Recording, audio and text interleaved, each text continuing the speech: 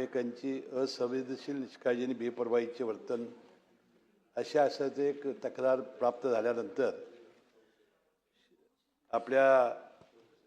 अधिष्ठाता यांनी 25/3/26 रोजी त्या रुग्णालयामध्ये चौकशी समिती गठीत केली आणि या चौकशी समितीनं अहवाल दिल्यानंतर राजेंद्र पुजारी नोडल अधिकारी समाजसेवा विभाग यांची नोडल अधिकारी म्हणून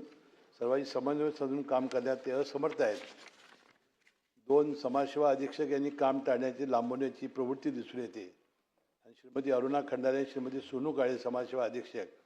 या कार्यालयात वेळेवर उपस्थित राहत नाहीत तसेच त्यांना दिलेले कामकाज वेळेवर पूर्ण करत नाहीत म्हणून जी शिफारस दिलेली आहे त्यामध्ये श्रीयुत पुजारी आणि अरुणा खंडारे यांची बदली करण्यात आली. जे कर्मचारी विनापरवानगी गैरहजर राहतात त्यांना रजा विनावेतन करण्यात आले. आता यामध्ये यांची उपस्थिती बायोमेट्रिक हजेरी आता आपण अनिवार्य केलेली आहे आणि आता आम्ही आयुक्त आणि सचिवांना आदेश दिलेले आहेत कारण वास्तविक हे पद हे अतिशय रुग्णाशी अतिशय चांगल्या पद्धतीनं त्यांना मदत करणारे पद आहे आणि म्हणून त्यांच्या जबाबदाऱ्या काय आहेत. बाह्य आणि आंतररुग्ण व्यवस्थापन नियोजन करणं, प्रशिक्षित मानसिक समुपदेशनाद्वारे छात्र मानस कक्ष व्यवस्थापन आणि विविध कार्यक्रम नियोजन आणि अंमलबजावणी करणं, शासकीय वैद्यकीय महाविद्यालय रुग्णालयामध्ये CSR कक्ष व्यवस्थापन विश्वस्त संस्था दानशूर व्यक्ती याच्याबाबत गरजवंत रुग्णांच्या उपचाराकरता निधी उभारण्याचं नियोजन आणि व्यवस्थापन करणं, पदव्युत्तर पॅरामेडिकल विद्यार्थ्यांसाठी विविध प्रशिक्षण आणि भेटीचं आयोजन करणं, रक्तदान शिबिर आयोजित करणं, रक्तदात्यांना समुपदेशन मार्गदर्शन करणं,